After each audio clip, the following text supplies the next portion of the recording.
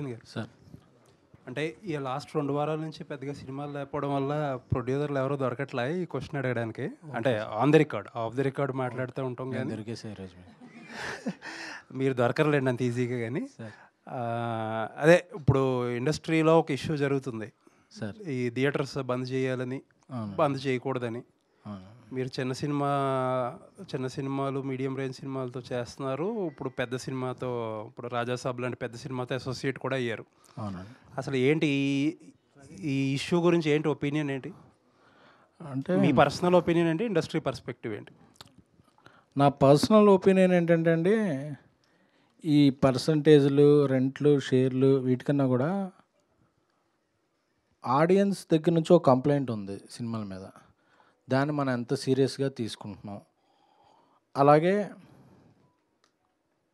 Making side అది percentage of audience తగ్గిపోతున్నారు. First మనం ఎంత పర్సంటేజ్ పంచుకుంటాం, తర్వాత థియేటర్కి వచ్చే పర్సంటేజ్ తగ్గిపోతున్నప్పుడు ఎక్కువ పర్సంటేజ్లో వాళ్ళని ఎలా తీసుకురావాలనే దాని మీద పెద్దలు ఫస్ట్ కాన్సన్ట్రేట్ చేస్తూ బాగుంటుందని. ఎందుకంటే వచ్చేది ఎక్కువ మంది ఉంటే అన్ని సమస్యలు తీరిపోతాయి. ఇప్పుడు వచ్చేవాళ్ళు తగ్గిపోయారు కాబట్టే రెవెన్యూ తగ్గిపోయింది. ఇప్పుడు మేము ఎలాగా అన్నాం. వచ్చేవాళ్ళు ఎక్కువ ఎలా తెప్పించాలి అనే దానికి ఆడియన్స్ సైడ్ నుంచి కొన్ని ఇవి ఉన్నాయి, ఇండస్ట్రీ సైడ్ నుంచి కొన్ని ఉన్నాయి.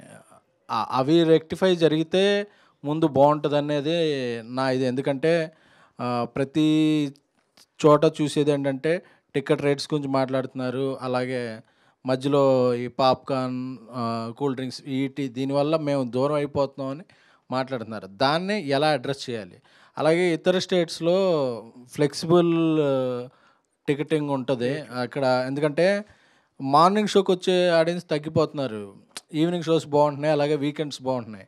బట్ అన్ని రోజులు ఒకే రేట్స్ ఉండటం వల్ల కొంత దూరం అవుతుంది. సో ఫ్లెక్సిబుల్ ఇది పెట్టి ఎక్కువ మంది రప్పించగలమా, లేదా నార్మల్ రోజుల్లో కొంచెం తక్కువ రేటు ఉంటే స్టూడెంట్స్ని వాళ్ళని రప్పించగలమా, వీకెండ్లో కొంచెం పెంచుకొని అలాగా ఎక్కువ డిమాండ్ రోజు ఇలాంటి వాటి మీద కాన్సన్ట్రేషన్ చేస్తే బాగుంటుందని. ప్లస్ ఒక ఆడియన్స్కి థియేటర్కి వచ్చే కల్చర్ చచ్చిపోతుంది. ఎందుకంటే ఒక 2 వారాలకి 3 వారాలకి ఓటీటీలో వచ్చేస్తున్నప్పుడు థియేటర్కి కూడా ఓహో మనం అంత ఖర్చు పెట్టి వెళ్ళటం ఎందుకులే అనేది అవుతుంది. సో ఇప్పుడు హిందీలోనూ తమిళంలోనూ కూడా అనుకున్నట్టు 8 వారాల పాటు సినిమా ఓటీటీలోకి రాకపోతే థియేటర్కి వచ్చి, అంటే దానివల్ల కొంతమంది పెద్ద సినిమా తీసే ప్రొడ్యూసర్లకి పెద్ద ఓటీటీ రేట్లు రాకపోవచ్చు. సో వాళ్ళ ముందుకు రాకపోవచ్చు, అది కూడా జెన్యూన్.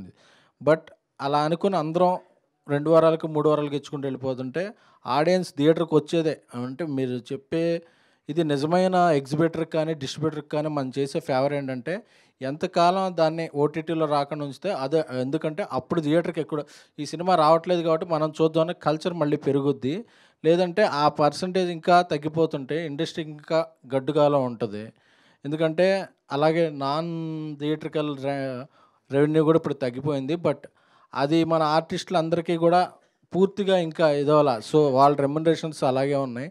సో వీటి మీద చర్చ జరిగితే వాటిని ఏదన్నా సొల్యూషన్స్ తీసుకుంటే ఇండస్ట్రీ పెద్దలు ఆటోమేటిక్గా వీటిగా ఇది దొరుకుతాయి అనేది పరిష్కారం దొరుకుద్ది అనేది నా వ్యక్తిగతమైన ఫీల్. అంటే మీరు ఇంత ఎలాబరేట్గా చెప్పారు కాబట్టి క్లుప్తంగా ఒక మాటలో చెప్పాలంటే చాలా అవసరమైన విషయాల్ని మనం వదిలేసి అవసరం లేని విషయాలను ఎక్కువ మాట్లాడుతున్నామని అంటున్నారా? అవునండి.